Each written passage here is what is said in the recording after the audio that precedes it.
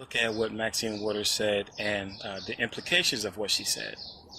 Now, someone was telling me like, well, her whole point in saying what she said, her whole point in the bottom line was really to get justice for the children, the immigrant children that are being separated from the parents, the illegal immigrant children, I should say.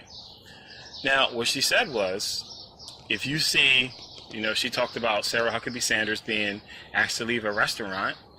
Her and two other people that work for Trump, even though they didn't commit any laws or anything, but because they work for Trump, and Trump has a policy that's separating illegal immigrant children from illegal immigrant parents, that Sarah Huckabee Sanders was asked to leave that restaurant. Now, when Maxine Waters spoke on it, she spoke at a little gathering to some of her constituents or some of her supporters, and what she said was, she said, you know what, Sarah Huckabee was kicked out of that restaurant, and I tell you what, anytime you see any of Trump's cabinet members, anytime you see them eating at a restaurant, if you see them at the gas station, basically if you see them in their personal life, you form a crowd, you confront them, and you let them know that they're not welcome anywhere. They're not welcome anywhere, because God is on our side. And we're going to get justice for these kids. And that's what she said.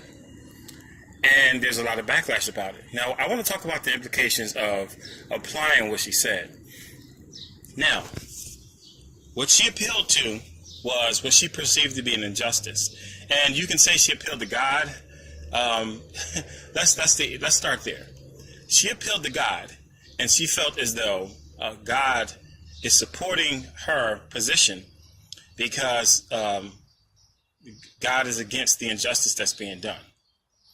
Now, what if all of the people who believed that God supported their view that certain things were injustices, and they did what she said, that they surrounded these public officials in their daily life, not at their office, not even at their home, but wherever you see them, that people would confront these government officials and tell them wherever they go, always tell them, confront them and say, you're not welcome here, with a show of force, meaning a crowd.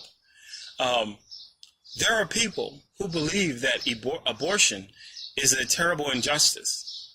So should the people that are against abortion, especially those for religious reasons, should they go and confront government officials who are pro-abortion? Should they surround them while they eat in restaurants and while they do their laundry, or while they go to the gas station, or they're golfing with their kids? Should the public form a crowd, surround them, and tell them that they will not be welcome anywhere at all? Would that be appropriate? What about people that think that feminists are actually attacking men? Like, some people genuinely believe that feminism is a threat to men in manhood. What about people that feel as though homosexuals are destroying the family, the moral fabric of the family? What about the people that believe that Black Lives Matter is a terrorist group? There are people who genuinely feel as though Black Lives Matter is anti-cop and is a terrorist organization. Now, you may not agree with them, but the whole premise is that Maxine put out is that people feel strongly about an injustice, and what she's saying is that the people who are perpetuating this injustice ought to be confronted. So there are people who believe that Black Lives Matter incites violence against cops. Should these people surround the women, the 3 women who started Black Lives Matter? Should they confront these women while they're eating in restaurants, or pumping their gas, or at their kids' daycare? Should they harass these women, and wherever they see her, form a crowd and tell them that they're not welcome wherever they are, that they're not welcome here anymore? So, you may say, well, that's different. Black Lives Matter isn't a terrorist organization, or abortion isn't an injustice. Well, that's the problem when you go by these feelings. Who's to say these things? If it's okay for you or Maxine or anyone else to get in someone's face, to follow them around, to confront them with the crowd because they disagree with their political views or things that they believe are injustices, then it's okay for someone else who disagrees with you to do the very same thing. How do you think Maxine Waters would respond if people from the place where she represents. She represents a place in like South Central or Southeast LA, and it's an impoverished area that's been riddled with crime and poverty ever since she's been represented. Now, what if the people there felt like she was oppressing them, that she wasn't representing them well and advocating for them? Should those people, or even anyone, truth be told, if anyone felt that Maxine Waters was an immoral person who was committing an injustice, some people think that, some people believe that working for the government itself is an injustice. So would it be fair for the people who feel that way about Maxine Waters to surround her and kick her out of restaurants and when she's pumping her gas, and to tell her wherever she goes that she's not welcome with a show of force of a crowd? Is that appropriate? Would she be okay with that? What about the people that have issues with police? But there's a lot of people that have issues with police. They feel like they're racist. They feel like they're corrupt. So when a police officer, whether he's on duty or off duty, if he's home with his family, if he's playing basketball with his buddies, should the public form a crowd, surround him, confront him, and say, you're not welcome here anymore because you're performing an injustice, or you're part of the system that perpetuates an injustice. So you are not welcome here at all. You're not welcome anywhere. Would that be appropriate? What would be the effects of that? So, it's easy to say things, and this is what happens when everything I said is what happens, or what would happen when people follow their feelings. And in fact, there are people on all sides who have all kinds of beliefs who literally act that out. Now, I've seen so many times on Facebook, someone will see a person being violent or confrontational, and they're like, oh, look, this is a Trump supporter. Trump is encouraging this. Well, if you have a problem with a Trump supporter being that way, if you feel as though being hostile to someone simply because they disagree with you on something is a problem, then you have to have a problem with what Maxine said. You can't agree with that behavior just because your opinion on the particular situation matches hers. It doesn't work like that. You cannot say, well, if you agree with me, and because I feel strongly about it, then it's okay to act a fool. But if you disagree with me, then you're automatically wrong for acting the way you act. It doesn't work like that. That's not how it works. If that's their right, if you're going to appeal and say that that's actually their right and that's actually a civil protest, then if people start oppressing abortion, if people start confronting the people who work at abortion clinics, the politicians who vote and advocate for abortion, if they started being run out of town and asked to leave certain restaurants, you have to be okay with that. People who fight in the name of justice are very dangerous, because it has to, oftentimes it's just an appeal to how they feel about something, because they feel something is an injustice, regardless of what the law says, regardless of what religion says or anything like that. It's all based on how they feel. So when people act out like that based on how they feel, it's just a can of worms. You cannot dictate to other people that they ought not act out on how they feel. Her words sound exactly like what the KKK and what racist people used to do to blacks in the South. If you replace Trump supporter or Trump cabinet member with African American or black or anything, Jew or whatever, then you'll have exactly what the KKK did. Now, you can say, well, she didn't say hurt them or whatever, but what did racist people do back in the day? They would surround black people, they would refuse to serve them, they would harass them, even though the black people were minding their business. It's literally the same thing. And now, how is it that anyone who cries about their passion and their hurt and their tears for these children who are being separated from their parents, how is it that they cannot feel the same way about abortion? Did you know that there were laws? Did you know that in numerous times in this country's history, that there were laws that were proposed that said, hey, if an abortion is attempted and it fails, and the child is born because the abortion fails, then we ought to protect this person because it's a human being. It's been born. There are people who voted against that and said no. That baby should still die, or it should still be aborted, even though it survived an abortion. There are people that say that.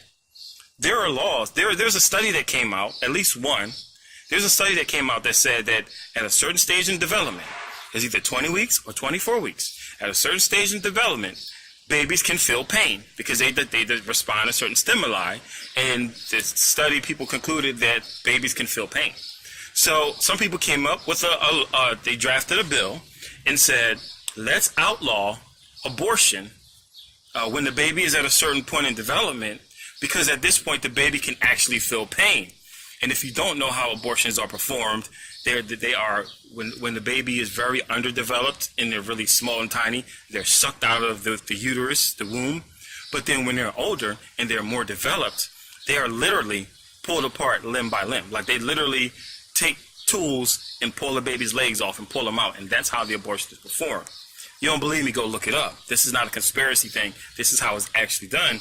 It's just unfortunate people don't know that. But there was a bill that said, hey, babies can feel pain at this point.